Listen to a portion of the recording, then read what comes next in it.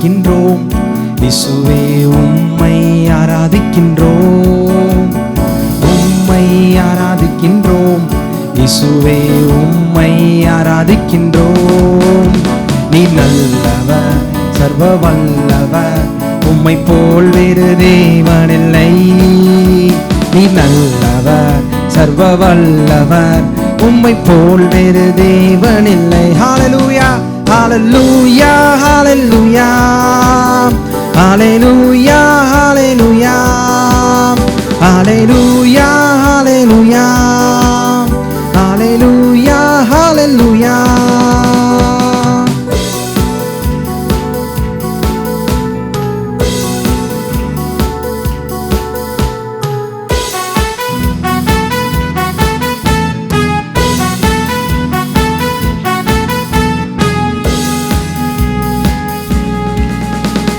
பாவியான என்னையும் உம் பிள்ளையாய் மாற்றினீர், பாவியான என்னையும் உம் பிள்ளையாய் மாற்றினீர்.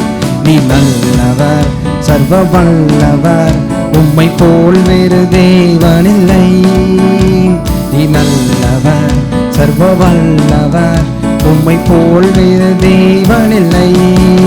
ஹல்லேலூயா ஹல்லேலூயா ஹல்லேலூயா ஹல்லேலூயா ஹல்லேலூயா ஹல்லேலூயா ஹல்லேலூயா ஹல்லேலூயா. என்னை அழைத்தவரே நீர் உண்மை உள்ளவரே, என்னை அழைத்தவரே நீர் உண்மை உள்ளவரே. நீ நல்லவர் சர்வ வல்லவர், உம்மை போல் வேறு தேவனில்லை. நீ நல்லவர் சர்வ வல்லவர், உம்மை போல் வேறு தேவனில்லை. ஹல்லேலூயா ஹல்லேலூயா ஹல்லேலூயா ஹல்லேலூயா ஹல்லேலூயா ஹல்லேலூயா ஹல்லேலூயா ஹல்லேலூயா.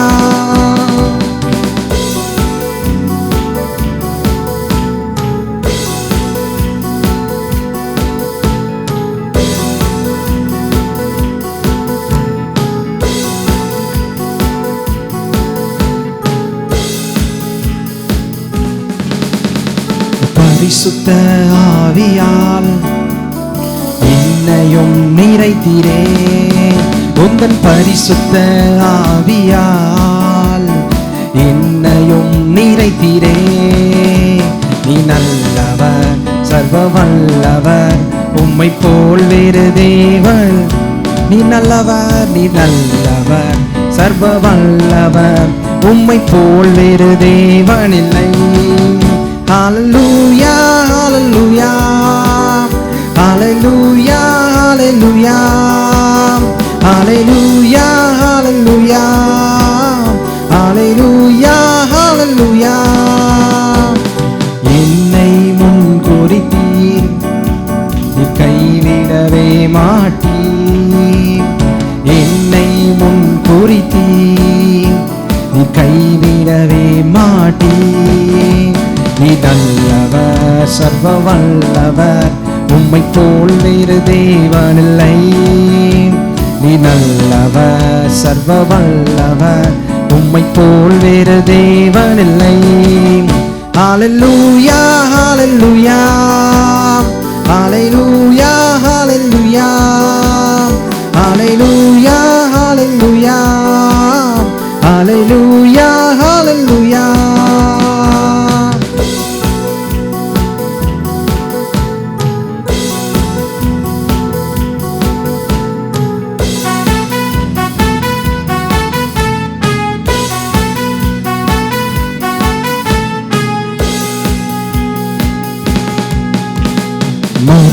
மறுரூபமாக்கிடும் உம் மகிமையில் சேர்த்திடும், என்னை மறுரூபமாக்கிடும்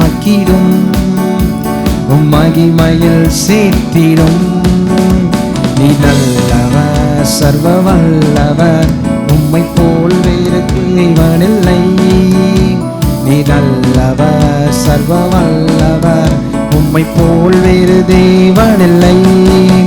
ஹல்லேலூயா ஹல்லேலூயா ஹல்லேலூயா ஹல்லேலூயா ஹல்லேலூயா ஹல்லேலூயா ஹல்லேலூயா ஹல்லேலூயா. உம்மை ஆராதிக்கின்றோம் இயேசுவே, உம்மை ஆராதிக்கின்றோம். உம்மை ஆராதிக்கின்றோம் இயேசுவே, உம்மை ஆராதிக்கின்றோம். நீ நல்லவர் சர்வ வல்லவர், உம்மை போல் வேறு தெய்வமில்லை. நீ நல்லவர் சர்வ வல்லவர், உம்மை போல் வேறு தெய்வமில்லை. ஹல்லேலூயா ஹல்லேலூயா ஹல்லேலூயா ஹல்லேலூயா ஹல்லேலூயா ஹல்லேலூயா ஹல்லேலூயா ஹல்லேலூயா ஹல்லேலூயா ஹல்லேலூயா ஹல்லேலூயா ஹல்லேலூயா ஹல்லேலூயா ஹல்லேலூயா ஹல்லேலூயா ஹல்லேலூயா.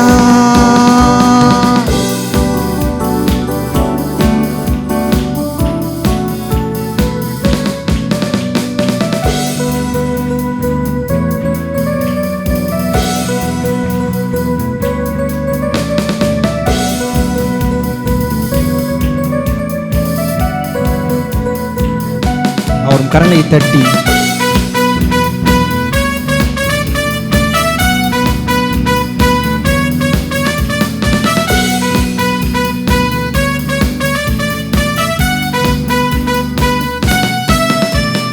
யெகோவா ராஃபா, சுகத்தை தருபவர், வியாதிகள் இன்று எனக்கில்லை. யெகோவா ராஃபா, என்பலனானதால் வாதை நோய்களும் எனக்கில்லை. யெகோவா ராஃபா, சுகத்தை தருபவர், வியாதிகள் இன்று எனக்கில்லை. யெகோவா ராஃபா, என்பலனானதால் வாதை நோய்களும் எனக்கில்லை. சிலுவையில் எனக்காய் ஜீவனை தந்ததால் எகிப்தின் ரோகங்கள் எனக்கில்லை. மரணத்தை ஜெயித்து உயிரோடு எழுந்ததால் மரண பயமோ எனக்கில்லை. சிலுவையில் எனக்காய் ஜீவனை தந்ததால் எகிப்தின் ரோகங்கள் எனக்கில்லை. மரணத்தை ஜெயித்து உயிரோடு எழுந்ததால் மரண பயமும் எனக்கில்லை. உம்மை நம்புவோருக்கு பயம் இல்லை, உம்மை தேடுவோருக்கு குறையில்லை. உம்மை நம்புவோருக்கு பயம் இல்லை, உம்மை தேடுவோருக்கு. மீண்டுமாக, உம்மை நம்புவோருக்கு பயம் இல்லை, உம்மை தேடுவோருக்கு குறையில்லை. உம்மை நம்புவோருக்கு பயம் இல்லை, உம்மை தேடுவோருக்கு குறையில்லை.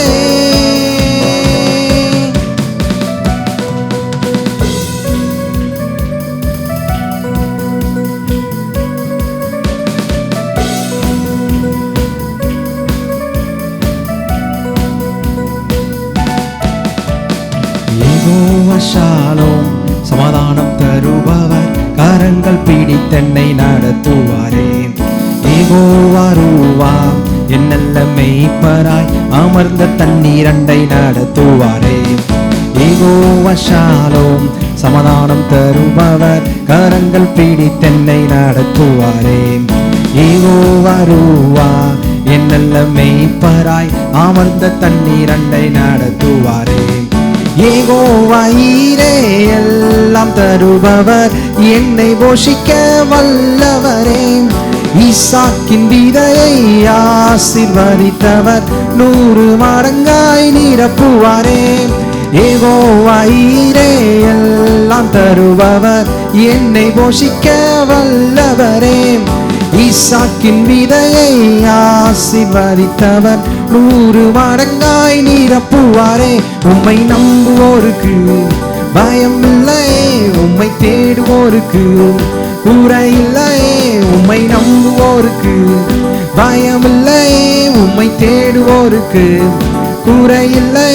உம்மை நம்புவோருக்கு பயம் இல்லை, உம்மை தேடுவோருக்கு குறையில்லையே உம்மை நம்புவோருக்கு, பயமில்லையே உம்மை தேடுவோருக்கு, குறையில்லையே.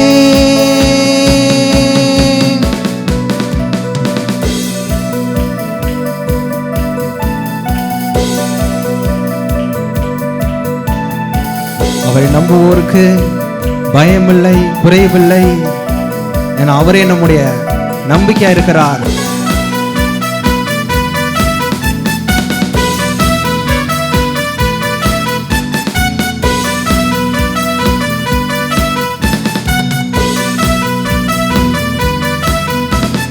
இயேசுவே என் நம்பிக்கை நீரே, இயேசுவே என் கண்மலையும் நீரே, இயேசுவே என் நம்பிக்கை நீரே, இயேசுவே என் கண்மலையும் நீரே. சிலுவையில் எனக்காய் ஜீவனை தந்ததால் எகிப்தின் ரோகங்கள் எனக்கில்லையே, மரணத்தை ஜெயித்து உயிரோடு எழுந்ததால் மரண பயமோ எனக்கில்லையே. சிலுவையில் எனக்காய் ஜீவனை தந்ததால் எகிப்தின் ரோகங்கள் எனக்கில்லையே, மரணத்தை ஜெயித்து உயிரோடு எழுந்ததால் மரண பயமோ எனக்கில்லையே. உம்மை நம்புவோருக்கு பயமில்லையே, உம்மை தேடுவோருக்கு குறையில்லையே. உம்மை நம்புவோருக்கு பயமில்லையே, உம்மை தேடுவோருக்கு குறையில்லையே. உம்மை நம்புவோருக்கு பயமில்லையே, உம்மை தேடுவோருக்கு குறையில்லையே. உம்மை நம்புவோருக்கு பயமில்லையே, உம்மை தேடுவோருக்கு. மீண்டுமாக உம்மை நம்புவோருக்கு பயமில்லையே, உம்மை தேடுவோருக்கு குறையில்லையே. உம்மை நம்புவோருக்கு பயமில்லையே, உம்மை தேடுவோருக்கு குறையில்லையே. உம்மை நம்புவோருக்கு பயமில்லையே, உம்மை தேடுவோருக்கு குறையில்லையே. உம்மை நம்புவோருக்கு பயமில்லையே, உம்மை தேடுவோருக்கு குறையில்லையே.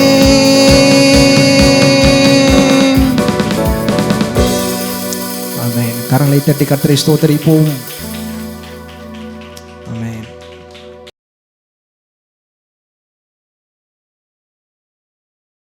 தேவன் தம்முடைய ஒரே பேரான குமாரனை விசுவாசிக்கிறவன் எவனோ அவன் கெட்டு போகாமல் நித்திய ஜீவனை அடையும்படிக்கு அவரை தந்திரளி இவ்வளவாய் உலகத்தில் அன்பு கூர்ந்தார். ஜெபம். பரலோக பிதாவே, ஸ்தோத்திரிக்கிறோம். மனுஷன் அப்பத்தினால் மாத்திரமல்ல, தேவனுடைய வாயிலிருந்து புறப்படுகிற ஒவ்வொரு வார்த்தையினாலும் பிழைப்பான் என்று எழுதியிருக்கிறபடி உடைய வார்த்தை ஆவியானவரே அபிஷேகித்து உடைய பிள்ளைகள் மத்தியில் அனுப்புவீராக. உடைய வசனம் அனுப்பின காரியமாய் வாய்க்கட்டும். இயேசுவின் நாமத்தில் ஜெபிக்கிறோம் பிதாவே, ஆமென். தேவனுடைய பிள்ளைகளே, வேதம் சொல்லுது, தேவன் தம்முடைய ஒரே பேரான குமாரனை விசுவாசிக்கிறவன் எவனோ அவன் கெட்டு போகாமல் நித்திய ஜீவனை அடையும்படிக்கு அவரை தந்தருளி இவ்வளவாய் தேவன் உலகத்தில் அன்பு கூர்ந்தார் என்று பார்க்கிறோம். ஆண்டவராய் இயேசு நாம் ஒவ்வொருவருக்காகவும் இந்த உலகத்தில் சிலுவையில் அடிக்கப்பட்டு இரத்தத்தை சிந்தி மரித்து உயிரோடு எழுந்து ஆண்டவராய் இயேசு இன்னைக்கும் ஜீவிக்கிறார். இதுவரைக்கும் யாராவது ஆண்டவராய் இயேசுவை ஆண்டவராய் ஏற்றுக்கொள்ளவில்லையானால் ஆண்டவராய் இயேசுவை உங்களுடைய நல்வாழ்வுக்கென்று அவரை ஆண்டவராக இரட்சகராக ஏற்றுக்கொள்ளுங்கள். ஆண்டவராய் இயேசுவை ஆண்டவராக ஏற்றுக்கொண்ட தேவனுடைய பிள்ளைகள் இந்த உலகத்தில் வெற்றியான ஆசீர்வாதமான ஒரு செழிப்பான வாழ்க்கையை நம் வாழும்படி தேவன் நம்மை அழைத்திருக்கிறார் என்பதை நாம் கண்டிப்பாக அறிந்து கொள்ள வேண்டும். அது மட்டும் இல்லாமல் நாம் தொடர்ந்து இந்த போதனைகளில் ஒவ்வொரு செய்திகளுக்கும் ஒரு விதமான தலைப்பு நம்ம கொடுக்குறோம். நீங்கள் யூடியூப்பில் போனீங்கன்னா பார்த்துருப்பீங்க இல்லையா? நிறையா செய்திகள் போட ஒரு இதுலேயும் போடுறோம். இன்றைக்கி கூட நான் ஒரு தலைப்பில் பேச போகிறேன். என்ன தலைப்பு உங்களுக்கு முன்னாலே சொல்கிறேன். என்னென்னா, செழிப்பு தேவனுடைய பிள்ளைகளுடைய பங்கு என்ற தலைப்பில் இன்றைக்கி பேச போகிறோம். சரியா? செழிப்பு தேவனுடைய பிள்ளைகளுடைய பங்கு என்பதை இந்த நாளிலே நான் பார்க்க போகிறோம். எல்லாரும் 3 யோவான் 2ஆம் வசனத்துக்கு நாம் செல்வோம். வேண்டுகிறேன் என்று சொல்லுகிறார். பிரியமானவனே, உன் ஆத்துமா வாழ்கிறது போல நீ எல்லாவற்றிலும் வாழ்ந்து சுகமாக இருக்கும்படி வேண்டுகிறேன் என்று தமிழ் வேதாமம் சொல்லுது. ஆங்கில வேதாமத்திலே பாருங்கள், விரும்புகிறேன் என்று சொல்கிறார். வேண்டுகிறேன் சொல்லி தமிழ் வேதாமத்தில் சொல்லப்பட்டிருக்கு. ஆங்கில வேதாமத்தை பொறுத்தளவு அங்கே விரும்புகிறேன் என்று சொல்கிறார். நாம் நம்முடைய ஆத்மா வாழ்கிறது போல எல்லாவற்றிலையும் நம்முடைய ஆவியிலே, ஆத்மாவிலே, சரீரத்தில், கையின் பிரயாசங்களில், நாம் பிள்ளைகளுடைய வாழ்க்கையில், பாதுகாப்பில், நீடி ஆயுளில், எல்லாவற்றிலையும் நாம் வாழ்ந்து செழிப்பாக இருக்கும்படி, சுகமாக இருக்கும்படி தேவன் விரும்புகிறார். அப்படிப்பட்ட ஒரு விருப்பமுடைய தேவனாக இருக்கிறபடினாலே அநேகருக்கு என்ன ஒரு பெரும் பிரச்சனைனா, ஆண்டவர் நம்மளை ஒருவேளை கோபப்படுறாரோ அப்படின்ற மாதிரி அநேகர் நினைக்கிறாங்க. அதனால் அவங்களுடைய ஜெபங்கள்லாம் எப்படி இருக்குன்னா, அவங்க எப்படி சொல்கிறாங்கன்னா, குப்பை, தூசி, புழு, பாவி அப்படின்ற ஜெபங்களை தொடர்ந்து நாம் அநேக சபைகளையும் அநேக பிரசங்கர்கள் அப்படி ஜெபிப்பதையும் அநேக மக்கள் இப்படி ஜெபிப்பதையும் நம்ம பார்க்குறோம். குறிப்பாக குப்பை, தூசி, புழு, நான் பாவி, பிரதான பாவி, இப்படியெல்லாம் சொல்கிறது மட்டும் இல்லாமல் ஜெபம் பண்ணுறதை பார்க்குறோம். நல்லா இந்த விஷயத்தை கவனிக்கணும். இப்படி ஒரு ஜெபம் புதிய ஏற்பாட்டில் பண்ணணும்னு அவசியம் இல்லை. ஏன் அப்படி இல்லை அப்படின்னு சொன்னால், வேதம் சொல்லுது, பிரியமானவனே உன் ஆத்மா வாழுகிறது போல நீ எல்லாவற்றிலும் வாழ்ந்து சுகமாக இருக்கும்படி நான் விரும்புகிறேன் என்று தேவன் சொல்லிட்டு, நீங்கள் குப்பை, தூசி, புழு, மண், நான் பாவி இப்படிலாம் சொல்கிறவன்னு அவசியம் இல்லை. ஏன்னா பவுல் சொல்கிறாரு, நான் பாவியிலே பிரதான பாவி அப்படின்னு சொல்கிறார். ஏன் பிரதான பாவின்னு சொன்னார்னா, நான் பாவம் செஞ்செல்லாம் அவ்வளோ மோசமான பாவத்தை செஞ்சுக்கிட்டு இருந்தேன். ஆனால் இன்றைக்கி நான் பாவி கிடையாது. இன்றைக்கி யார்? நான் தேவனுடைய பிள்ளை. அதெல்லாம் சொல்லிக்கோங்க. நீங்கள் பவுல் அவர் ஏன் அப்படி சொன்னார், அதுக்கு பிறகு அவர் என்ன சொல்கிறாருன்ற கவனிங்க. நான் பாவிகளிலே பிரதான பாவின்னு ஒரு இடத்துல சொல்லியிருக்காரு. ஆனால் நல்ல கவனிங்கன்னா, கிறிஸ்துவுக்குள்ளே நான் தேவனுடைய பிள்ளை, நான் கிறிஸ்துவுக்குள்ளே மீட்கப்பட்டிருக்கிறேன், நான் கிறிஸ்துவுக்குள்ளே நீதிமானாக இருக்கிறேன், நான் கிறிஸ்துவுக்குள்ளே நான் ஜெயங்கொள்ளுகிறவன். இப்படி பல கிட்டத்தட்ட புதிய ஏற்பாட்டில் மட்டும் 145 முறை நான் கிறிஸ்துவுக்குள்ளே யார் என்பதை பற்றி அவர் எழுதுகிறார், பார்க்க முடியும். அப்படின்னா நாம் இன்னைக்கு பாவி, குப்பை, தூசி, பிரதான பாவி அப்படின்னு ஜெபிக்கணும்னு அவசியம் இல்லை. ஒரு இடத்துல பாருங்கள், அதாவது அங்கே ஆபிரகாம் ஜெபம் பண்ணுறார். என்ன ஜெபம் பண்ணுறாருன்னா, நான் சாம்பல்னு. ஏன்னா ஆபிரகாம் உங்களுக்கு ஒன்று தெரியுமா, ஆபிரகாம் தேவனுடைய பிள்ளை கிடையாது. அவர் ஆபிரகாம் தேவனுடைய தாசன், சிநேகிதன் மட்டும் இல்லை. சிநேகிதனாக இருந்தால் கூட அவர் கண்டிப்பாக அவர் வேலைக்காரன் என்றே அழைக்கப்படுகிற, தாசனா வேலைக்காரன் இல்லையா, தாசன் என்றே சொல்ல முடியும். ஆனால் இன்னைக்கு புதிய ஏற்பாட்டில் நாம் ஆபிரகாம், ஈசாக்கு, யாக்கோப்பு, யோசேப்பு, தாவீது இப்படிப்பட்ட எல்லாரை விட நாம் மேலான ஒரு ஸ்தானத்தில் இருக்கிறோம். என்னவா இருக்கிறோம்? நாம் தேவனுடைய பிள்ளைகளாக இருக்கிறோம். அப்போ தேவனுடைய பிள்ளைகளாக இருக்கிற நாம் எப்படி தேவனுடைய பிள்ளைகளாக நம்ம இருக்கிறோம் அப்படின்னா, ஆண்டவராக இயேசு கிறிஸ்துவின் ரத்தத்தின் மூலமாக அவர் கல்வாரி சிலுவையில் அடிக்கப்பட்ட ரத்தத்தை சிந்தி மரித்து நம்மளை ஒவ்வொருவரையும் மீட்டெடுத்திருக்கிறார். யாரெல்லாம் ஆண்டவராக இயேசுவை ஆண்டவர் என்று நாம் ஏற்றுக்கொண்டோமோ, நாம் எல்லாரும் கிறிஸ்துவுக்குள்ளே நாம் தேவனுக்கு பிரியமான தேவனுடைய பிள்ளைகளாக இருக்கிறோம் என்பதை வேதம் சொல்கிறது. இதை பற்றி இன்னும் ஒரு வசனத்தை கூட நம்ம போகலாம். எடுங்க, எபேசியர் 1ஆம் அதிகாரம் 5-6 வசனங்களை வாசிக்கிறேன். 1:5-6 அங்கே பார்க்குறோம், பிரியமானவருக்குள் தாம் நமக்கு தந்தரில் தம்முடைய கிருபையின் மகிமைக்கு புகழ்ச்சியாக தம்முடைய தயவுள்ள சித்தத்தின்படி நம்மை கிறிஸ்து இயேசுவின் மூலமாய் தமக்கு சுவிகார புத்திரராகும்படி முன்குறித்திருக்கிறார். அதாவது பாருங்கள், நம்மளை என்ன பண்ணியிருக்கிறாராம், பிரியமானவருக்குள், யாருக்குள்ள? கிறிஸ்துவுக்குள், ஆண்டவராய் இயேசு கிறிஸ்துவுக்குள் நம்மளை ஒவ்வொருவரையும் தேவனுடைய பிள்ளைகளாகும்படி அவர் முன்குறித்திருக்கிறார் என்று தான் சொன்னது. அது மட்டும் இல்லாமல் யோவான் சுவிசேஷம் 1ஆம் அதிகாரம் 12ஆம் வசனம் சொல்லுது, அவருடைய நாமத்தின் மேல் விசுவாசம் உள்ளவர்களாய் அவரை ஏற்றுக்கொண்டவர்கள் எத்தனை பேர்களோ அத்தனை பேர்களும் தேவனுடைய பிள்ளைகளாகும்படி தேவன் அவர்களுக்கு அதிகாரம் கொடுத்தார். அப்படின்னா நாம் எல்லாரும் கிறிஸ்துவுக்குள்ளே தேவனுடைய பிள்ளைகளாக இருக்கிறோம். கிறிஸ்து, ஆண்டவராக இயேசு கிறிஸ்து தேவனுக்கு பிரியமானவர். அவரை ஆண்டவராக யாரெல்லாம் ஏற்றுக்கொண்டோமோ நம்ம எல்லாருமே தேவனுக்கு கிறிஸ்து இயேசுக்குள்ளே நாம் எப்படி இருக்கிறோம்? பிரியமானவர்களாய் இருக்கிறோம். அப்படி பிரியமானவர்களாக இருக்கிறபடினால நாம் ஒரு நாள் மண், புழு, சாம்பல், குப்பை, தூசி, பிரதான பாவி அப்படின்னு ஜெபிக்கணும்னு அவசியம் இல்லை. நான் தேவனுடைய பிள்ளை, நான் கிறிஸ்துவுக்குள்ளே தேவனுக்கு பிரியமானவனாக இருக்கிறேன் என்று நாம் என்ன செய்யணும்? அறிந்து கொள்ள வேண்டும், நாம் ஜெபிக்க வேண்டும். என வேத சொல்லுது, வேத வாக்கியங்கள் எல்லாம் தேவ ஆவியினாலே என்ன செய்தான்? அருளப்பட்டிருக்கிறது. 2 தீமோத்தேயு 3ஆம் அதிகாரம் 16ஆம் வசனம் சொல்லுது. எடுங்க, பாருங்க, வேத வாக்கியங்கள் எல்லாம் தேவனுடைய ஆவியினால், தேவ ஆவியினால் அருளப்பட்டிருக்கிறது. தேவனுடைய மனுஷன் தேறினவனாகவும் எந்த நற்கிரியும் செய்ய தகுதியுள்ளவனாகவும் இருக்கும்படியாக அப்படின்றார். அப்போ வேத வாக்கியங்கள் எல்லாம் எனது தேவ ஆவியினால் அருளப்பட்டிருக்கு. அப்போ வேத வாக்கியம் சொல்லுது, நம்மளை என்ன சொல்லுது? பிரியமானவனே, நீங்கள் கிறிஸ்துவுக்குள்ளே தேவனுக்கு பிரியமானவர்கள் என்று சொல்லப்பட்டிருக்கும் போது, நம்ம போய் பாவி, குப்பை, தூசி, மண், புழு, பிரதான பாவி அப்படின்னு சொல்லணும் அவசியம் இல்லை. நாம் தேவனுடைய பிள்ளைகள் என்று வேதம் சொல்லுகிறது. அது மட்டும் இல்லாமல் நாம் தேவனுடைய பிள்ளைகளாக இருக்கும் அந்த வேளையிலே நாம் எல்லாரும் தேவனுடைய பிள்ளைகளாக இருக்கிறது மட்டும் இல்லாமல் அந்த தேவனுடைய எல்லா விதமான ஆஸ்திகளுக்கும் எல்லா விதமான அவருடைய சுதந்திரத்திற்கும் நாம் என்னவா இருக்கிறோம்? பங்காளர்களாக இருக்கிறோம் என்று வேதம் சொல்லுகிறது. இதை பற்றி எடுங்க, ஒரு வசனத்துக்கு போவோம். 2 கொரிந்தியர் 12ஆம் அதிகாரம் 12-14. இதோ உங்களிடத்தில் 3 தரம் வர ஆயத்தமாயிருக்கிறேன். நான் உங்களை வருத்தப்படுத்துவதில்லை. நான் உங்களுடையதே அல்ல, உங்களையே தேடுகிறேன். பெற்றோருக்கு பிள்ளைகள் அல்ல, பிள்ளைகளுக்கு பெற்றோர்களை பொக்கிஷங்களை சேர்த்து வைக்க வேண்டும்.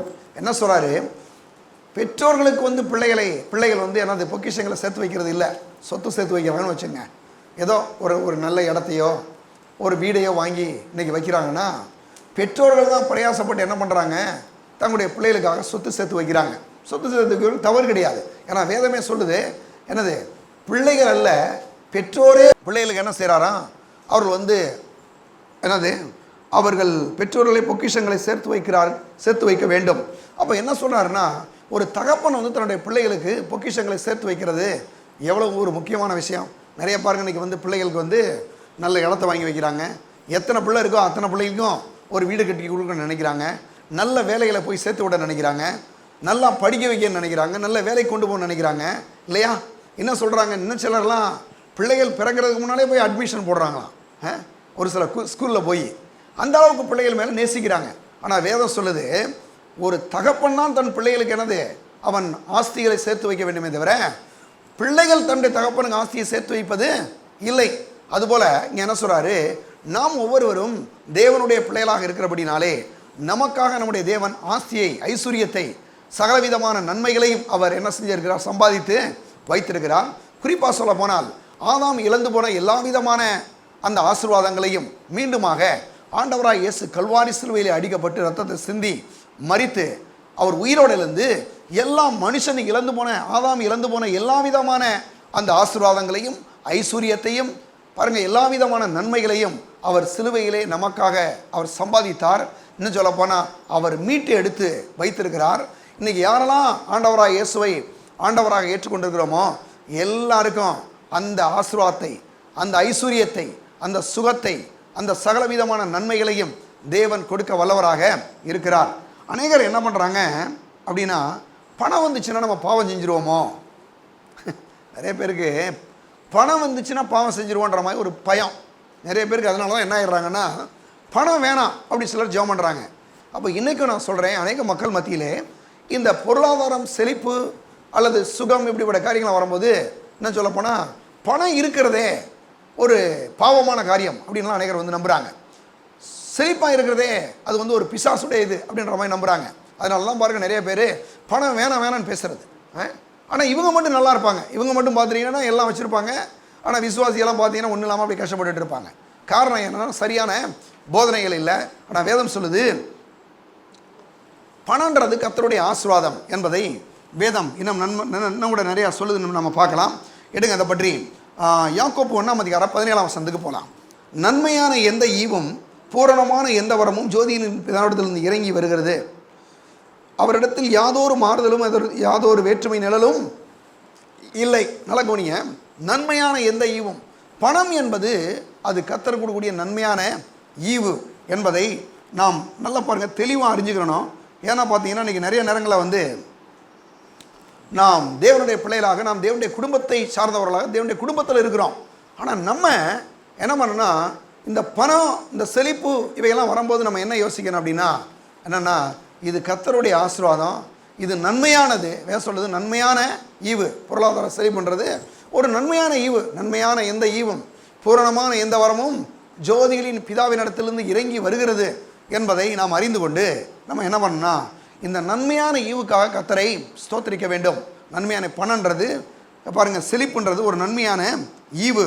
அது மட்டும் இல்லாமல் நம்முடைய நல்ல தகப்பன் அவருடைய குடும்பத்தில் இருக்கக்கூடிய அவருடைய பிள்ளைகளுக்கு என்று வைத்திருக்கக்கூடிய ஒரு பெரிய நல்ல பங்கு, நல்ல ஒரு ஆசீர்வாதம் என்பதை நாம் அறிந்து கொள்ள வேண்டும். செழிப்பு அது மட்டும் இல்லாமல் செழிப்பு வந்து இன்னும் சிலர்லாம் என்ன சொல்கிறாங்க, செழிப்பு வந்து இது வந்து பெரிய ஒரு அமெரிக்காவிலேருந்து வந்த ஒரு விஷயங்க. அமெரிக்காவிலேருந்து இந்த செழிப்பெல்லாம் வருது, இது ஒரு அமெரிக்க உபதேசம் அப்படின்னு அநேகர் என்ன செய்கிறாங்கன்னு நினைக்கிறாங்க. அமெரிக்காவிலேருந்து வருது, இது ஒரு அமெரிக்க உபதேசம் அப்படின்னு நினைக்கிறாங்க. கண்டிப்பாக இது அமெரிக்காவிலேருந்து வந்த உபதேசம் கிடையாது. இது உண்மையாகவே ஆண்டவராய் இயேசு கிறிஸ்துவிடம் இருந்து வந்த உபதேசம். ஏன்னா அவர் சொல்கிறாரு, அவர் ஐஸ்வர்யமுள்ளவராக இருந்தும் நாம் ஐஸ்வர்யவான்களாகும்படிக்கு அவர் நமக்காக சிலுவையிலே தரித்திரரானாரே. அப்படின்னா நம்மளை ஐஸ்வர்யவான்களாக்கும்படி அவர் ஐஸ்வர்யமுள்ளவராக இருந்தும் அவர் நமக்காக சிலுவையில் தரித்திரரானார். ஏன்? நம்மளை ஐஸ்வர்யவான்களாக்கும்படி. அப்படின்னா இது அமெரிக்காவிலிருந்து வந்த விஷயம் கிடையாது. இது கல்வாரி சிலுவையில் இருந்து கல்வாரி புண்ணியத்தினாலே வந்த ஒரு ஆசீர்வாதம் என்பதை நாம் அறிந்து கொள்ள வேண்டும். சிலுவையின் மூலமாக ஆதாம் இழந்து போன எல்லா விதமான ஐஸ்வர்யத்தையும் செழிப்பையும் ஆண்டவராய் இயேசு கிறிஸ்துவின் ரத்தத்தின் மூலமாக இன்னைக்கு தேவன் தம்முடைய ஜனங்களுக்கு என்று என்ன செய்கிறார், அவர் கொடுக்கிறார். அது மட்டும் இல்லாமல் செழிப்பு வந்து ஒரு சாத்தானோட உபதேசம் என்று அநேகர் நம்புகிறாங்க. செழிப்பு சாத்தானோட உபதேசம் என்றும் அநேகர் வந்து என்ன செய்கிறாங்க, நம்புகிறாங்க. நல்லா பாருங்கள், சாத்தானோட உபதேசம்னு எடுத்துக்கங்க.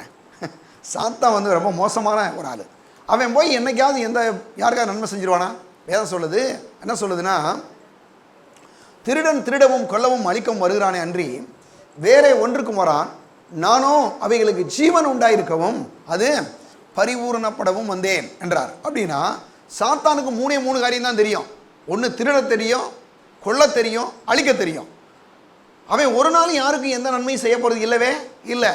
ஆனால் வேதம் சொல்லுது, கர்த்தர் பாருங்க, அதாவது திருடன் திருடவும் கொல்லவும் அழிக்கவும் வருகிறானே அன்றி வேறே ஒன்றுக்கும் வரான். அப்படின்னா என்னென்னா, அவன் ஒரு நாள் யாருக்கும் எந்த நன்மையும் செய்ய போகிறது இல்லவே இல்லைன்னா அப்போ யாருக்குமே அவன் என்ன செய்ய மாட்டான், செழிப்பை கொடுக்கறது இல்லை. அவன் வேலை என்னென்னா தருத்திரத்தை கொடுக்கறது அவன் வேலை என்று சொல்ல முடியும். அது மட்டும் இல்லாமல் சொல்லப்பட்டிருக்கு, வேறே ஒன்றுக்கு வரான், நானோ அவைகளுக்கு ஜீவன் உண்டாயிருக்கவும் அது பரிபூர்ணப்பட வந்தேன் என்று சொல்கிறார். அவர் எதுக்கு வந்திருக்கார் இயேசுனா, நான் ஜீவன் உண்டாயிருக்கவும் அது பரிபூர்ணப்பட வந்தேன். ஆதாம் இழந்து போன அந்த ஜீவனை, அந்த நல்ல பங்கை, அந்த செழிப்பை, அந்த சுகத்தை, அந்த ஆசீர்வாதத்தை, அந்த பாதுகாப்பை, இந்த நீடி ஆயுளை கொடுக்கும்படியாக இயேசு இந்த உலகத்தில் வந்தார். அப்படின்னா நான் பாருங்க, அவைகள் பரிபூர்ணப்படும்படி வந்தார். நானோ அவைகளுக்கு ஜீவன் உண்டாயிருக்கவும் அது பரிபூர்ணப்படும்படியாக இயேசு வந்தார். அப்படின்னா இந்த உலகத்தில் இருக்கக்கூடிய மக்களை கூட எடுத்துக்கங்க. இன்னொரு வசனத்துக்கு நம்ம போகலாம். எடுங்க மத்தேயு சுவிசேஷம் 5ஆம் அதிகாரம், மத்தேயு 5ஆம் அதிகாரத்தை எடுங்க. 5ஆம் அதிகாரத்தில் 45வது வசனம், இப்படி செய்வதனால் நீங்கள் பரலோகத்தில் இருக்கிற உங்கள் பிதாவுக்கு புத்திரராக இருப்பீர்கள். அவர் தீயோர் மேலும் நல்லோர் மேலும் தமது சூரியனை உதிக்க பண்ணி நீதியுள்ளோர் மேலும் அநீதியுள்ளோர் மேலும் தமது மலையை பெய்ய பண்ணுகிறார். நல்ல கவனிங்களேன், என்ன செய்கிறாரா நம்முடைய ஆண்டவர் வந்து, அதாவது இந்த உலகத்தில் இருக்கக்கூடிய நல்லோர் தீயோர் எல்லார் மேலேயும் அவர் என்ன பண்ணுறாரா, தமது சூரியனை உதிக்க பண்ணி தமது மலையை பெய்ய பண்ணுகிறார். அப்படின்னா நல்ல கவனிங்க, இன்றைக்கி நம்ம ஆண்டவராக இயேசு ஆண்டவரை ஏற்றுக்கொண்டிருக்கிறோம். நம்ம வீட்லேயும் சூரிய வெளிச்சம் வருது. மனம் திரும்பாதவங்க எத்தனையோ பேர் இருக்காங்க இந்த ஊரில், அவ்வளோ ஒரு வீட்லேயும் சூரிய வெளிச்சம் வருது. மழை பெய்யுது, நம்ம வீட்டில் மட்டுமா பெய்யுது? இன்றைக்கி மனம் திரும்பாத மனுஷன் எல்லார் வீட்லேயும் பெய்யுது, எல்லா காடுகள்லையும் பெய்யுது. அப்படின்னா நல்லா உன்னை கவனிச்சுக்கோங்க, மனம் திரும்பாமல் ரசிக்கப்படாத மனுஷனுக்கு கூட இந்த மலையை பெய்ய வச்சு சூரியனை உதிக்க பண்ணி நல்ல காற்றை வீச பண்ணி அவனுக்கு நல்ல விளைச்சலை கட்டளையிட்டு அவனை ஐஸ்வர்யவன் ஆக்கிறதே யார் தான்? ஆண்டவர் தான், நம்முடைய ஆண்டவர் தான். அப்படின்னா நல்லா உனக்கு கவனிச்சுங்க, இந்த உலகத்தில் மனம் திரும்பாத ரசிக்கப்படாத மனுஷனுக்கே ஐஸ்வர்யத்தை கொடுக்கும்போது அவருடைய சொந்த பிள்ளைகளாகிய நமக்கு ஐஸ்வர்யத்தை செழிப்ப கொடுப்பது அதிக நிச்சயமான காரியம். அப்போ ஏன் பாஸ்டர் வந்து அந்த ரசிக்கப்படாதவர்களுக்கெல்லாம் வந்து இவ்வளோ பணம் கிடைக்குது, இவ்வளோ ஏன் அவங்க வீட்டு வயக்காடு விளையுது, ஏன் அவங்களுக்கு ஏன் அவ்வளோ பணம் கிடைக்குதுன்னு நீங்கள் கேட்டிங்கன்னா, நம்முடைய தேவன் எவ்வளவு அன்புள்ளவர் என்று அவர்களுக்கும் காட்டுகிறார். தேவன் எவ்வளோ பெரிய அன்புள்ளவர் நமக்கு மட்டும் இல்லை, மனம் திரும்பாத மனுஷனு கூட தேவன் எவ்வளவு நல்லவர், எவ்வளவு அன்புள்ளவர், அவன் எவ்வளவோ அநீதி செய்கிறான், அக்கிரமம் செய்கிறான், இருந்தாலும் கூட அவனுக்கும் இந்த சூரிய வெளிச்சம் கிடைக்குது, அவனுக்கும் மழை பெய்யுது, அவனுக்கும் காற்று வீசுது, அவனுடைய நிலமும் விளையுது இல்லையா? பாருங்க, எவ்வளோ சில திருடர்கள் மோசமான கூட அவன் வீட்லேயும் பாருங்கள் விதை போட்டால் என்ன செய்ய அவன் காட்டிலையும் விளையுது இல்லையா? ஏன்னா நம்முடைய தேவன் அன்புள்ளவர். பாவிகளுக்கு கூட என்ன செய்கிறார்? அவரை தம்முடைய அன்பை காட்டுகிறார். பாவிகளையும் தேவன் நேசிக்கிறார், அன்பு கூறுகிறார் என்பதை செய்யும்படியாகவே அவர் நல்லோர் மேலும் தீயோர் மேலும் என்ன செய்கிறார்? தமது மலையை பெய்ய பண்ணி தமது சூரியனை உதிக்க பண்ணுகிறவராய் அவர் இருக்கிறார்.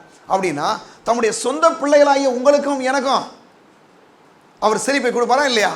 கண்டிப்பாக கொடுப்பார் என்பதை அறிந்து கொள்ள வேண்டும். குறிப்பாக பெந்தகோஸ்தே மக்கள் மத்தியில் என்ன ஒரு பிரச்சனைனா, பணம் வந்துருச்சுன்னா ஏதோ நம்ம பாவம் செஞ்சிருவோன்ற மாதிரி நினைக்கிறாங்க. கிடையாது. நான் கேட்குறேன், பணம் வந்துச்சுன்னா இதுங்க பாருங்கள், பணம் பிரச்சனை கிடையாது. பணம் நம்ம கையில் இருந்தால் பைபிள் வாங்குவோமா இல்லையா? ஆனால் மனம் திரும்பாதவன் கையில் இருந்தால் பாட்டில் வாங்குவான். அதான் வித்தியாசம். அப்போ பணம் யார் கையில் இருக்கிறன்றதான் முக்கியமே தவிர பணம் இருக்கிறது தவறான காரியம் கிடையாது. அப்போ செழிப்பு அவசியம். இன்னைக்கு செழிப்பு ரொம்ப அவசியம். கையில் நம்மகிட்ட பணம் இருந்தால் கர்த்தருடைய ஊழியத்தை நல்லா செய்வான்.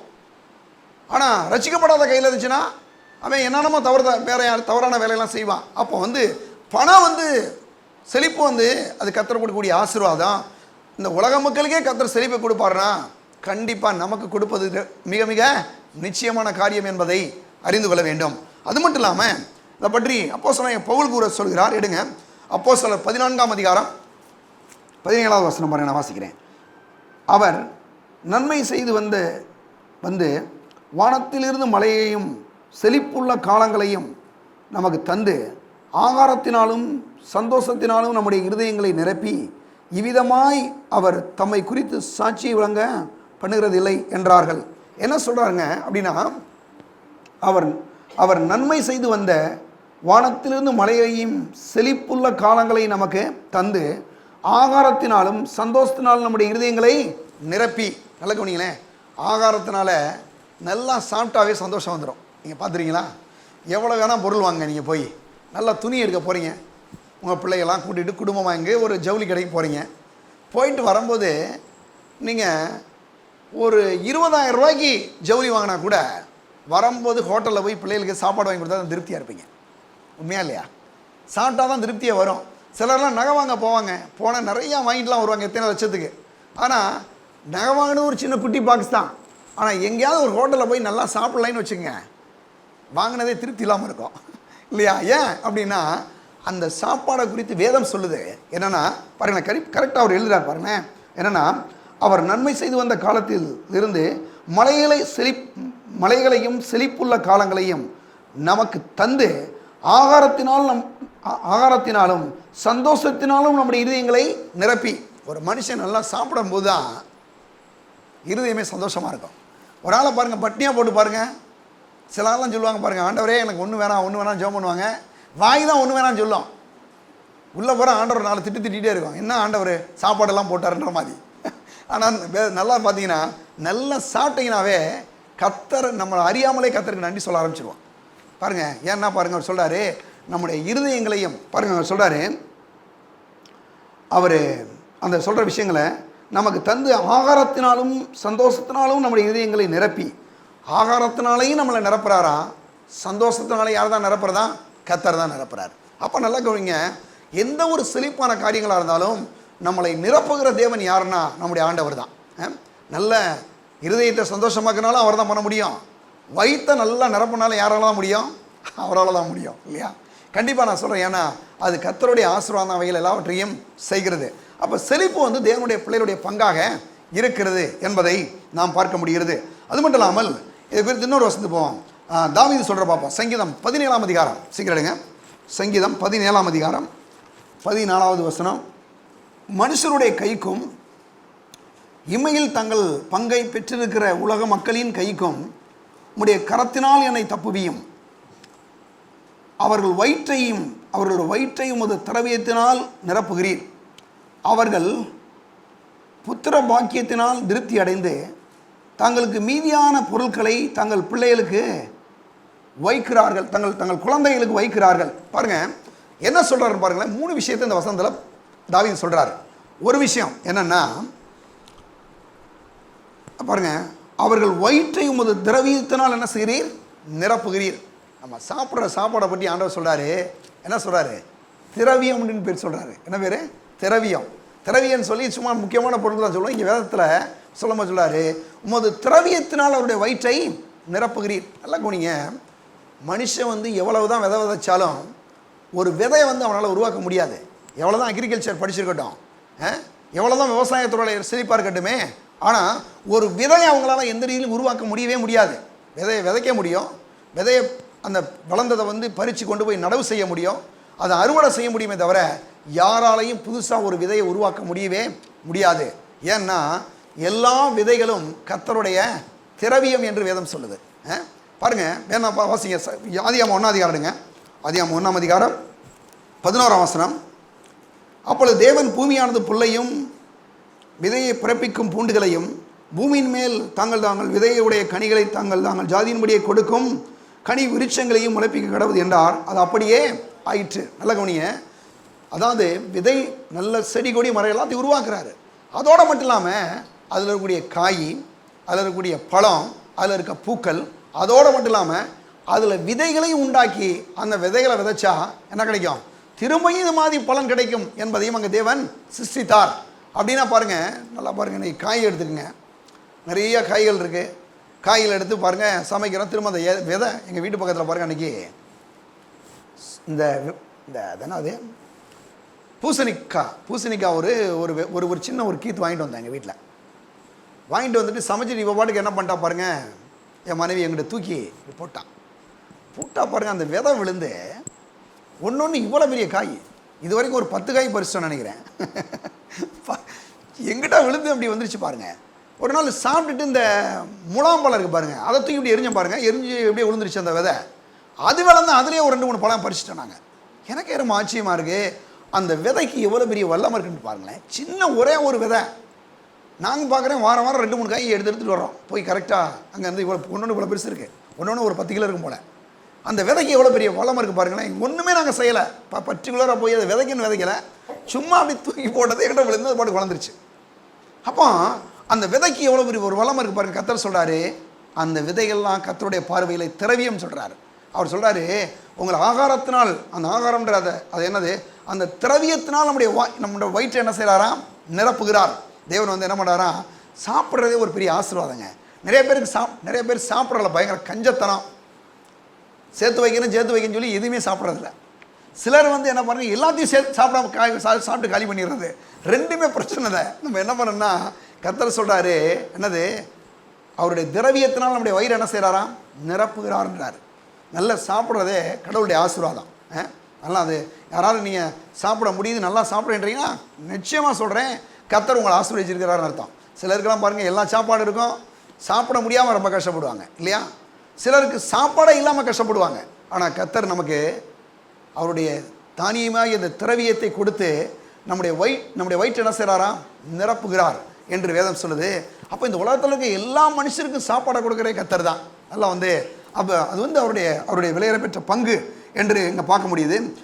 அந்த வசனம் சொல்லுது, உமது திரவியத்தினால் நிரப்புகிற போது அவர்கள் வயிற்றை உமது திரவியத்தினால் நிரப்புகிறீர், அவர்கள் புத்திர பாக்கியத்தினால் திருப்தி அடைந்து. பாருங்க, ஒரு பிள்ளைகளை பெற்றெடுக்கிறது கடவுளுடைய பெரிய ஆசீர்வாதம் இல்லையா. பிள்ளைகளை பெற்றெடுக்கிறதே கர்த்தருடைய ஆசீர்வாதம். புத்திர பாக்கியத்தை கர்த்தர் கொடுக்குறாராம். கொடுக்கறது மட்டும் இல்லாமல் அடுத்து சொல்கிறாரு, தாங்கள் பிள்ளைகளுக்கு மீதியான பொருட்களை தாங்களுக்கு மீதியான பொருட்களை தாங்கள் குழந்தைகளுக்கு என்ன செய்கிறாங்களா, வைக்கிறார்கள். எப்படி பார்த்தீங்களா, சாப்பிட்றதோட மட்டும் இல்லாமல் தன்னுடைய பிள்ளைகளுக்கு என்ன பண்ணுறாங்களாம், பிள்ளைகளை பெற்றெடுக்கிறது மட்டும் இல்லாமல் அவையில் தன்னுடைய குழந்தைகளுக்காக சேர்த்து வைக்கிறாங்களாம் பாருங்கள். அப்போ அந்த அளவுக்கு மீதியாக இருந்து பிள்ளைகளுக்கு சேர்த்து வைக்கக்கூடிய அளவுக்கு தேவன் நம்மளை என்ன செய்கிறாராம், ஆசீர்வதிக்கிறார். நம்மளல்ல, யாரை, உலகத்து மக்களவே கர்த்தர் அப்படி ஆசீர்வதிக்கிறார். நம்மளை ஆசீர்வதிக்கிறது எவ்வளோ முக்கியம், நம்மளை எவ்வளோ நிச்சயம். அப்போ நான் சொல்கிறேன் தேவனுடைய பிள்ளைகளே, அப்போ செழிப்பு என்பது கர்த்தருடைய பிள்ளைகளுடைய பங்காக இருக்கிறது. கல்வாரி புண்ணியத்தினாலே வந்த தேவனுடைய ஆசீர்வாதம் என்பதை நாம் அறிந்து கொள்ள வேண்டும். அது மட்டும் இல்லாமல் எடுங்க, இன்னொரு வசனத்துக்கு போகலாம். மார்க்கு சுவிசேஷம் 10ஆம் அதிகாரம் எடுங்க. மார்க்கு 10ஆம் அதிகாரம் 25வது வசனம். இதை வச்சு தான் பாருங்கள், அநேகர் என்ன பண்ணாங்க, இந்த பணம்லாம் வேணாம், பணம் யாராவது வச்சுருந்தா அவங்கெல்லாம் வந்து பரலோக ராஜ்யத்துக்கு போக மாட்டாங்க அப்படின்னு இதை தான் பேசுகிறாங்க. இந்த வசனத்துக்கு போகலாம். நான் வாசிக்கிறேன். ஐஸ்வர்யவான் தேவனுடைய ராஜ்யத்தில் பிரவேசிப்பதை பார்க்கிலும் ஒட்டகமானது ஊசியின் காதில் நுழைவது எவ்வளவு எளிதாக இருக்கும் என்றார். அவர்கள் பின்னும் அதிகமாய் ஆச்சரியப்பட்டு, அப்படியானால் யார் ரட்சிக்கப்படக்கூடும் என்று தாங்களுக்குள்ளே சொல்லிக் கொண்டார்கள். இயேசு அவர்களை பார்த்து, மனுஷரால் இது கூடாதுதான், தேவனாலே கூடாததல்ல, தேவனாலே எல்லாம் கூடும் என்றார். அப்பொழுது பேதுரு அவரை நோக்கி, இதோ நாங்கள் எல்லாவற்றையும் விட்டு உம்மை பின்பற்றினோமே என்று சொல்லத் தொடங்கினான். அதற்கு இயேசு பிரதியுத்தரமாக, என் நிமித்தமாகவும் சுவிசேஷத்தின் நிமித்தமாகவும் வீட்டையாவது சகோதரரையாவது சகோதரிகளையாவது தகப்பனையாவது தாயையாவது மனைவியாவது பிள்ளைகளையாவது நிலங்களையாவது விட்டவன் எவனும் இப்பொழுது இம்மையிலே துன்பங்களோடு கூட நூறத்தனையாக வீடுகளையும் சகோதரரையும் சகோதரிகளையும் தாய்களையும் பிள்ளைகளையும் நிலங்களையும் மறுமையிலே நித்திய ஜீவனையும் அடைவான் என்று மெய்யாவே உங்களுக்கு சொல்லுகிறேன். எப்படி சொல்றாரு? என்ன சொல்றாங்க? இந்த ஐஸ்வர்யவான் பரலோக ஆட்சியில் போய் சேர்றது ஊசியின் காதில் போய் ஒட்டகத்தை நுழைய வைக்கிற மாதிரி அப்படின்னு சொல்லி இங்கே ஆண்டவராக சொல்றார். இதை சொன்ன உடனே நிறைய பிரசங்கர்கள் என்ன பண்ணிட்டாங்கன்னா,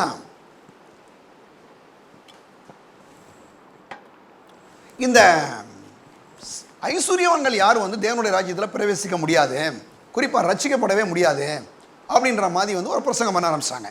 ஒரு உதாரணத்துக்கு மட்டும் சொல்கிறேன். உங்களுடைய இருதயம் எங்கே இருக்குது?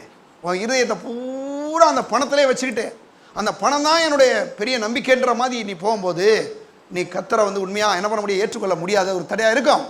இப்போ நீ என்ன பண்ணணும்? உன் பணத்து மேலே இருக்கக்கூடிய நம்பிக்கையும் அதன் மேலே இருக்கக்கூடிய அதை என்னை காப்பாற்றிடும், அதை என்னை அப்படி பண்ணிடும் இப்படி பண்ணிடுன்ற அந்த நம்பிக்கையெல்லாம் விட்டுட்டு அவைகள் எல்லாத்தையும் இதயத்திலேருந்து இறக்கி வச்சுட்டு நீ என்ன பண்ண? இயேசு கிறிஸ்துவே என் ஆண்டவர், அவரே என் இரட்சகர், அவர்தான் என்னுடைய என்னுடைய ஆசீர்வாதத்தினுடைய ஊற்று, அவர்தான் என்னுடைய சோர்ஸ், என்னுடைய ஆதாரம் என்று நீ விசுவாசி. அப்படி விசுவாசிப்பையானால் நீ இழந்து போன எல்லா விதமான அந்த பொருளாதாரம் மீண்டும் உனக்கு என்ன செய்யும்? கிடைக்கும். அது மட்டும் இல்லாமல் இவர் இப்படி சொன்ன உடனே சீசர்லாம் பயந்து போயிட்டான். ஆண்டவரே உங்களை பின்பற்றி வந்தோமே, இந்த மாதிரி ஒன்றும் இல்லைன்றீங்களே, காசு எதுவும் கிடைக்கான்ற மாதிரி சொல்கிறீங்களே, நாங்கள் என்ன பண்ணுறோன்றான். உடனே ஏன் சொல்கிறாரு? என் நிமித்தமாகவும் சுவிசேஷத்தின் நிமித்தமாகவும் என்னது எதெல்லாம் நீங்கள் இழந்து போனீங்களோ, உங்களுடைய தாய் தகப்பன் சகோதர சகோதரி மனைவி பிள்ளைகள் வீடுகள் நிலங்கள் இவையெல்லாம் இழந்து போனீங்களா, இவைகளை என்னது இம்மையிலே நீங்கள் துன்பங்களோடு கூட சில நேரங்களில் நம்ம கையில் பணம் வருதுனாவே சொல்லுவாங்க, நீங்கள் நல்ல ஒரு இடம் வாங்கிட்டீங்க, ஒரு வீடு கட்டிட்டீங்க, ஏதோ சில காரியங்கள் வாங்கிட்டீங்கன்னா எங்கேருந்தா அந்த ஆள் கொள்ளையடிக்கிறானே தெரிலங்க, எங்கிட்ட இருந்தால் அவனுக்கு வருதோ தெரியலங்க.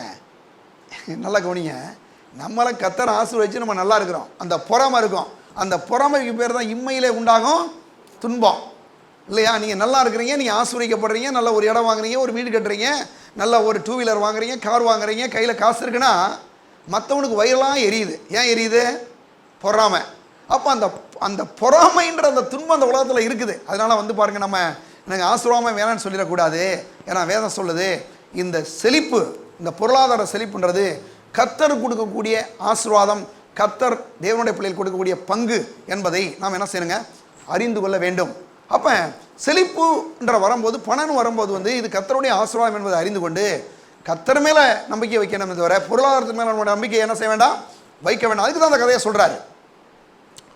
பணம் இருக்குது என்கிட்ட, அது இருக்குது என்கிட்ட, இது இருக்குது, என்னையாவது காப்பாற்றிடும், முடியவே முடியாது. எத்தனை கோடி இருந்தாலும் அத்தனை கோடி மனுஷனுடைய இதயத்தை, மனுஷனுடைய உயிரை காக்க முடியுமா? வேதாத்தான் சொல்லுது.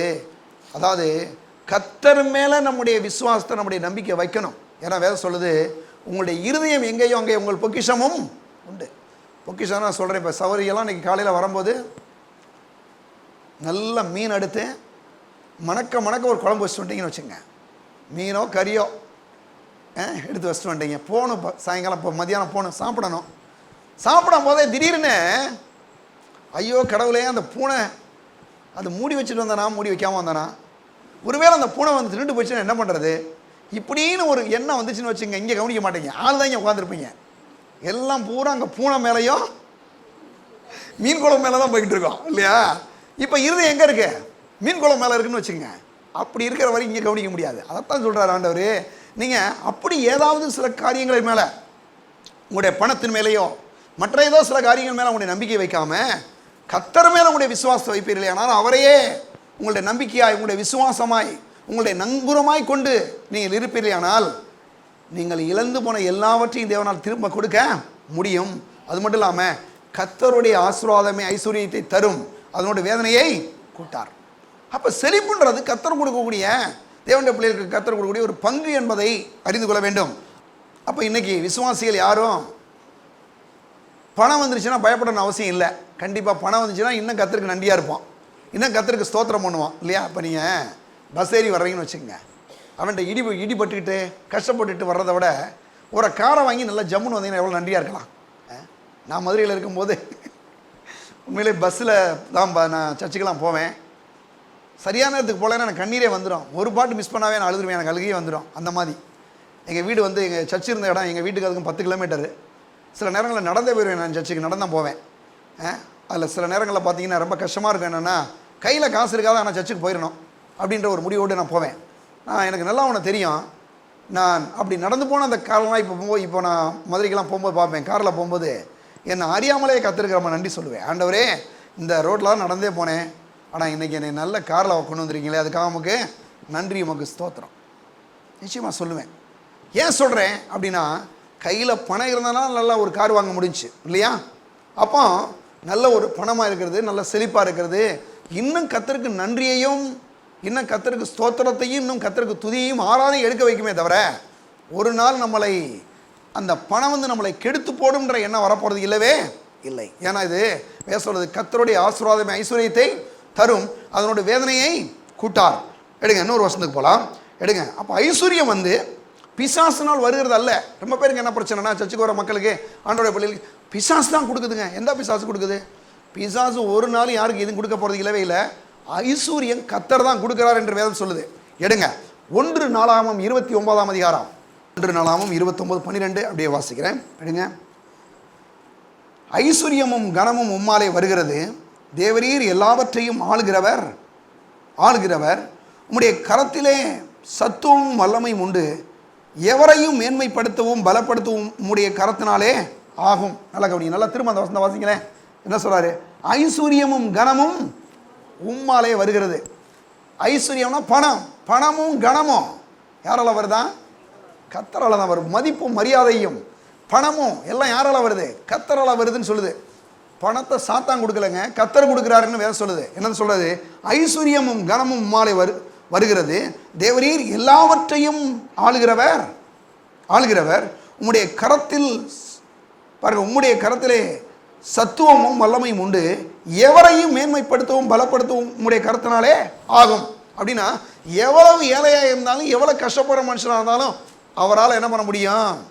உயர்த்த முடியுன்றார். அப்போ நல்ல கவனிங்க, ஐஸ்வர்யம் யாருனால வருதுன்னா கர்த்தருடைய ஆசீர்வாதத்தினால தான் வருது. ஐஸ்வர்யமும் கனமும் யாரால வருதான்? கர்த்தராலே வருகிறது. எடுங்க நீதிமொழிகள் 10ஆம் அதிகாரம் 22ஆம் வசனம் தான். எடுங்க. கர்த்தருடைய ஆசீர்வாதமே ஐஸ்வர்யத்தை தரும், அதனோடு அவர் வேதனையை கூட்டார். நல்ல கவனிங்களேன். அதாவது கர்த்தரின் ஆசீர்வாதமே ஐஸ்வர்யத்தை தரும், அதனோட வேதனையை கூட்டார். அப்போ கையில் பணம் வருதுன்னா சிலர் சொல்கிறாங்க, பணம் வந்தால் வியாதி வந்துருங்க அப்படின்றாங்க. கிடையவே கிடையாது. யார் சொன்னது? வேதம் சொல்லுது, கர்த்தரின் ஆசீர்வாதமே ஐஸ்வர்யத்தை தரும், அதனோட வேதனையை கூட்டார்.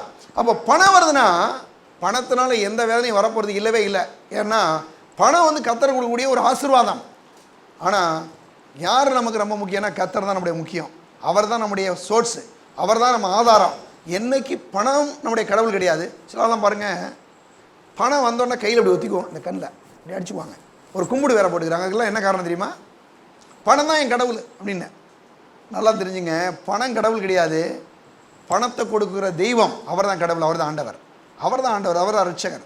அப்போ நம்ம யார் மேலே நம்பிக்கை வைக்கிறோம், யார் மேலே நம்ம விசுவாசத்தை பதிக்கிறோம்? பணம் நம்ம கடவுள் கிடையாது, பணத்தை கொடுக்குற தெய்வம் தான் ஆண்டவராக இயேசு தான் நம்முடைய ஆண்டவர், ரட்சகர். அப்போ அந்த விஷயத்தில் என்ன கவனிக்கன்னா, கர்த்தருடைய ஆசீர்வாதமே ஐஸ்வர்யத்தை தரும், அதனோட வேதனையை கூட்டார் என்று வேதம் சொல்லுது. எடுங்க இன்னொரு வசனத்துக்கு போகலாம்.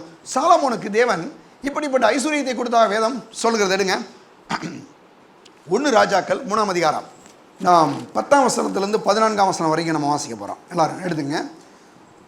சாலமோன் இந்த காரியத்தை கேட்டது ஆண்டவருடைய பார்வைக்கு உகந்த விண்ணப்பமாக இருந்தது.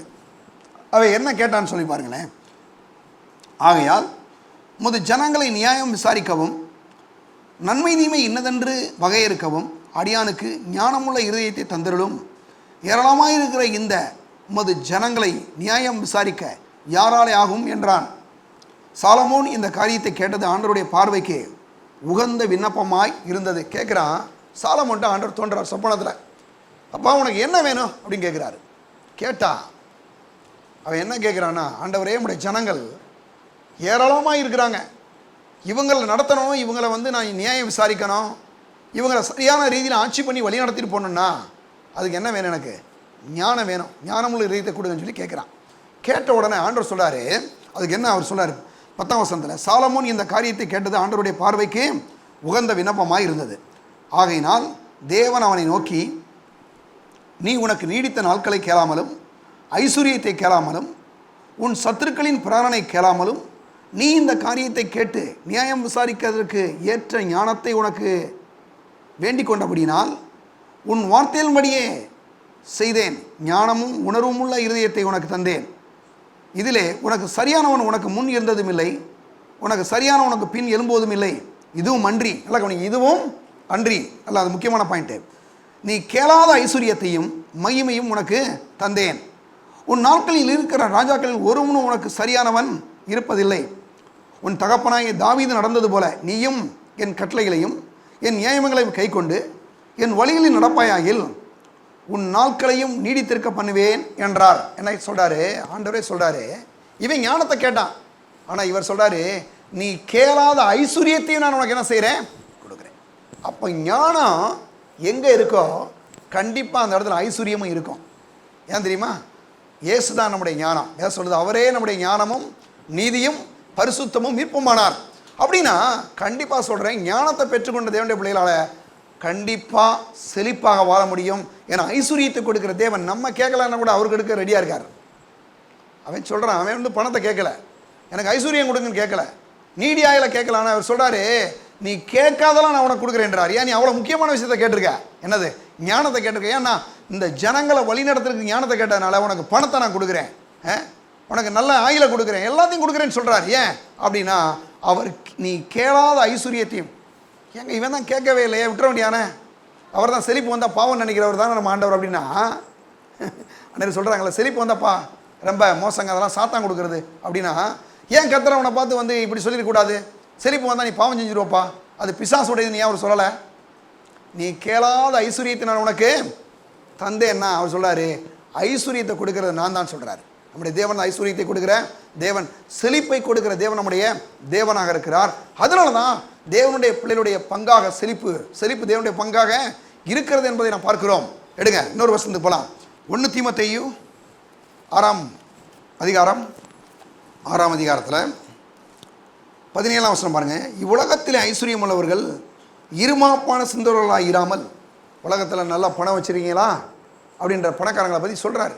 நீங்கள் பாருங்கள், இவ்வுலகத்தில் ஐஸ்வர்யம் உள்ளவர்கள் இருமாப்பான சிந்தவர்களாக இராமல், நான் தான் ரொம்ப பெரிய ஆள், என்கிட்ட இவ்வளோ பணம் இருக்குது, எனக்கு அது இருக்குது, எனக்கு இது இருக்குது அப்படின்ற மாதிரி இருமாப்பா பெருமையாக போகாமல் என்ன செய்யுங்க?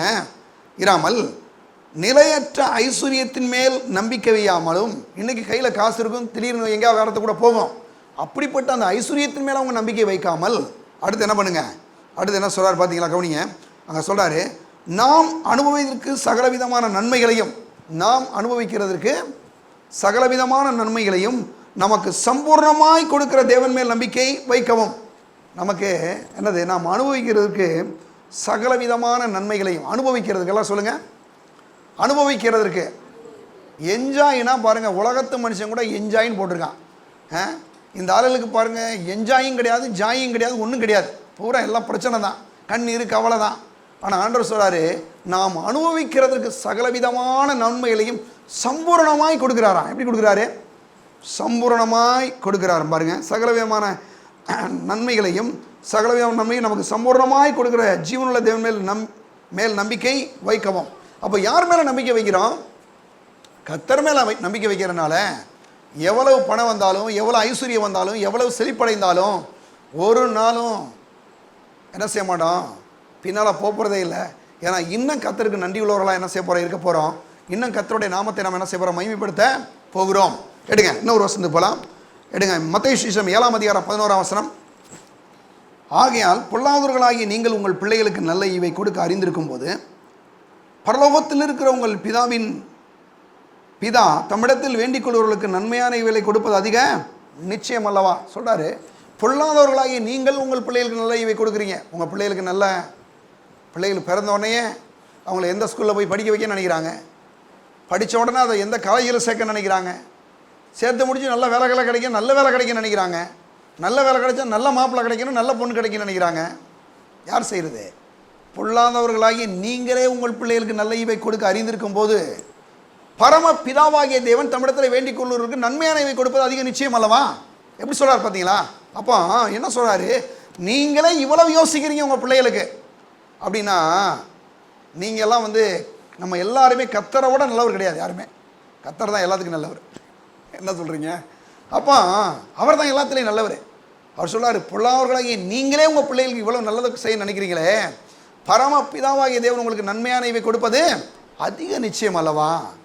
அப்படின்னா எந்த தாய் தகப்பனா கேளுங்க, தன்னை விட பிள்ளை நல்லா ட்ரெஸ் பண்ணிக்கணும், தன்னை விட பிள்ளை நல்லா சாப்பிடணும், தன்னை விட பிள்ளை நல்லா படிக்கணும், தன்னை விட தன்னுடைய பிள்ளை நல்லா என்ன செய்யணும்?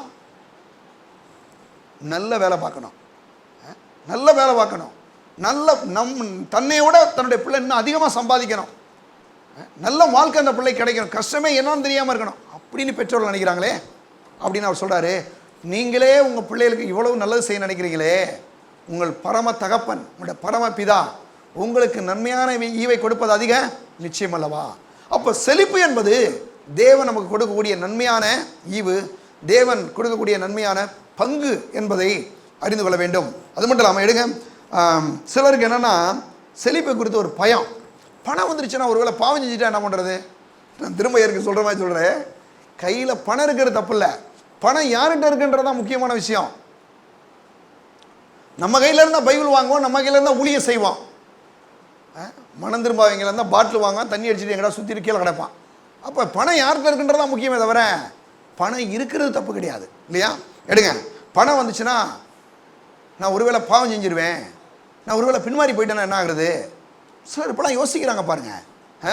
அப்படி இல்லைங்க, பணம் வந்தால் இன்னும் கர்த்தருக்கு நன்றியாக இருப்போம், இன்னும் கர்த்தருக்கு ஸ்தோத்திரம் பண்ணுவோம். போன வாரம் நான் சொன்ன மாதிரி தாவீது இருக்கானே, ஆட்டு மேய்ப்பனாக இருந்தபோது நன்றி சொல்லிகிட்டே இருந்தான், கர்த்தரை ஸ்தோத்திரம் பண்ணான். ராஜாவான அப்புறம் அதை விடவே இல்லை. தெரியுமா உங்களுக்கு? கடைசி வரைக்கும் தன்னுடைய உயிரின நாள் வரைக்கும் அவன் கர்த்தருக்கு நன்றியாக தான் இருந்தான். ஏன்? அவ்வளோ பெரிய ஒரு பெரிய ஐஸ்வர்யவான், கர்த்தருக்கு கொடுத்த ஆலயத்துக்கு கொடுத்த ரூபா மட்டும் கிட்டத்தட்ட 450 கோடி ரூபா கொடுத்துருக்கான். அவ்வளோ பெரிய ஒரு பணக்காரன், ஒரு ராஜா. அவன் கர்த்தர் சொல்கிறத அப்படியே கேட்டு அந்த நன்றி உள்ள இதயத்தை அவன் மாறவே இல்லை. காரணம் ஏன் தெரியுமா? அவன் கர்த்தர் மேலே தன்னுடைய முழு விதமான நம்பிக்கையும் இருதயத்தையும் பதித்து வைத்து விட்டான். அப்போ அவன் அப்படி செய்யணும்னு அவசியம் இல்லை. ஏன்னா அவன் இன்னும் மேலும் ஆசீர்வதிக்கப்பட்டான். அவன் பயப்படணும். பொருளாதார செழிப்பு வந்துருச்சுன்னா நம்ம ஒருவேளை பாவம் செய்யணுமோன்னு பயப்படணும் அவசியம் இல்லை. குறிப்பாக பயப்படுறதே தப்பான விஷயம். எடுங்க, ஒரு வசந்து போவோம். 1 யோவான் 4:18 அன்பிலே பயமில்லை, பூரண அன்பு பயத்தே புறம்பே. பாருங்க, அன்பிலே பயமில்லை, பூரண அன்பு பயத்தை புறம்பே தள்ளும், பயமானது வேதனை உள்ளது, பயப்படணும் அன்பிலே பூரணப்பட்டவன் அல்ல. நல்லா கவனிங்க, பயப்படக்கூடாதுன்றாரு. பணம் வந்துச்சுன்னா ஏன் பயப்படணும்? பணம் வந்தால் கர்த்தருக்கு நல்லா கொடுக்குற மக்கள், கர்த்தருக்கு ஊழியம் ஆசீர்வதிக்கப்படுற மக்கள், கர்த்தருக்கு தசமபாகங்களை காணிக்க கொடுக்குறவங்க, ஊழியத்துக்குன்னு கொடுக்குறவங்க எவ்வளோ பணம் வந்தாலும் பயப்படவே மாட்டாங்க. ஏன் பயப்பட மாட்டாங்க? இன்னும் கர்த்தருக்குன்னு கொடுப்பேன், இன்னும் ஊழியம் கர்த்தருடைய நாம என்ன செய்யட்டும், மகிமைப்பட்டு கர்த்தருக்காக செய்ய போகிறேன் அப்படின்ற இடத்துக்கு வரும்போது பணம் வர்றதுனால ஒரு நாளும் நாம் பயப்பட வேண்டிய அவசியம் இல்லை. அதிலே 8ஆம் வசனம் பாருங்கள். அன்பில்லாதவன் தேவனை அறியான், தேவன் அன்பாகவே இருக்கிறார். நல்ல கவனியா, தேவன் அன்பாக இருக்கிறார்னா கண்டிப்பாக ஐஸ்வர்யத்தை கொடுப்பது, செழிப்பு கொடுப்பது அதிக நிச்சயம். அது மட்டும் இல்லாமல் கடைசியாக ஒரே ஒரு வசனம், உபாகமம் 18ஆம் அதிகாரம், சீக்கிரம் எடுங்க, 8ஆம் அதிகாரம் 18ஆம் வசனம் சொல்கிறாரு. 17ஆம் வசனத்திலிருந்து கூட வாசிக்கலாம். என் சாமர்த்தியமும் என் கைபலனும் இந்த ஐஸ்வர்யத்தை எனக்கு சம்பாதித்து என்று நீ உன் இதயத்தில் சொல்லிக்கொள்ளாமலும் எச்சரிக்கையாக இருந்து. சம்பாதிக்கும் போது என் கைபலன், என் படிப்பு, என் திறமை, என்னுடைய காரியம், அதனால தான் எனக்கு இந்த பணம் கிடச்சிச்சு நீ உன் இதயத்தில் சொல்லிக்கிறாத. என் சாமர்த்தியமும் என் கைபலனும் இந்த ஐஸ்வர்யத்தை எனக்கு சம்பாதித்து என்று நீ உன் இதயத்தில் சொல்லிக்கொள்ளாமலும் இருக்க எச்சரிக்கையாக இருந்து உன் தேவனாய கர்த்தரை நினைப்பாயாக. நல்ல கவனிங்க, கர்த்தர் கையில் பணத்தை சம்பளத்தை கொடுத்த உடனே கர்த்தரை நினச்சி பார்க்கணுமா? கர்த்தர் தான் அந்த பணத்தை கொடுத்துருக்காரு, அவருக்குன்னு நான் என்ன பண்ண போகிறேன், கொடுக்க போகிறேன்னு ஒரு முடிவு எடுக்கணும். அங்கே சொல்கிறாரு, உன் தேவனாய் கர்த்தரை நினைப்பாக, அவரே உன் பிதாக்களுக்கு ஆணையிட்டு கொடுத்த தம்முடைய உடன்படிக்கையை உறுதிப்படுத்தும்படி ஆபிரகாம், ஈசாக்கு, யாக்கோபோடு கூட தேவன் ஒரு உடன்படிக்கை செய்தார். அந்த உடன்படிக்கையை உறுதிப்படுத்தும்படி இந்நாளில் உனக்கு உண்டாயிருக்கிறது போல ஐஸ்வர்யத்தை சம்பாதிக்கிறதுக்கான பலனை கொடுக்கிறவர். அப்போ இன்னைக்கு பணத்தை சம்பாதிக்கிறதுக்கு நல்ல சுகத்தையும், நல்ல படிப்பையும், நல்ல ஞானத்தையும், நல்ல ஒரு பாதுகாப்பையும், நீடி ஆயுளையும், சகல விதமான ஆசீர்வாதத்தையும், சகல விதமான காரியங்களையும் தேவன் கொடுக்கிறாருன்னா, இன்னைக்கு நம்ம சம்பாதிக்கிறோன்னா அது ஏதோ நம்முடைய திறமை கிடையாது. வேதம் சொல்லுது, இந்நாளில் உனக்கு உண்டாயிருக்கிறது போல ஐஸ்வர்யத்தை சம்பாதிக்கிறதுக்கான பலனை கொடுக்கிறவர். அந்த ஆற்றல், அபிஷேகம், அறிவு, அனுகூலம் எல்லாவற்றையும் யார் கொடுக்கிறதா? கர்த்தர் தான் கொடுக்கிறார். அப்போ நான் சொல்கிறேன், செழிப்பு கர்த்தருடைய பிள்ளைகளுக்கு கர்த்தர் கொடுக்கக்கூடிய பங்கு என்பதை நாம் அறிந்து கொள்ள வேண்டும். அது மட்டும் இல்லாமல் செழிப்பு வர்றதுனால ஒரு நாள் நம்ம பாவம் செய்ய போகிறது இல்லவே இல்லை. இன்னும் கர்த்தருக்கு நன்றியாக இருக்க போகிறோம், இன்னும் கர்த்தருக்கு கொடுக்க போகிறோம், இன்னும் கர்த்தருடைய நாமத்தை மகிமைப்படுத்த போகிறோம். அப்போ இன்றைக்கி ஒரு தீர்மானம் எடுக்கணும். ஆண்டவரே, நீர் கொடுக்கக்கூடிய செழிப்பு, ஆண்டவராய் இயேசு கிறிஸ்துவின் கல்வாரி புண்ணியத்தினால் வருகிற உம்முடைய பங்கு ஆண்டவரே, எனக்கு நீர் கொடுத்துருக்கிற பங்கு ஆண்டவரே என்று கர்த்தரை நாம் ஸ்தோத்திரிப்போம். எல்லாரும் எழுந்து நிற்போம், எல்லாரும் எழுந்து நிற்போம். ஸ்தோத்திரம். பரலோக பிதாவே, நம்ம ஸ்தோத்திரிக்கிறோம், நமக்கு நன்றி செலுத்துகிறோம்.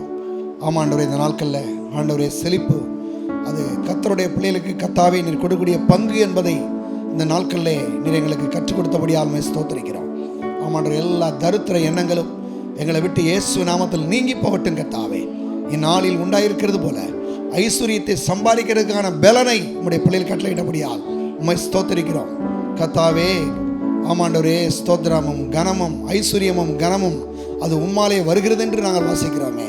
ஆண்டவரே, இந்த நாளில் ஐஸ்வர்யத்தையும் கனத்தையும் எங்களுக்கு கொடுக்கிறது எங்கள் தெய்வமே, நம்மை ஸ்தோத்திரிக்கிறோம்.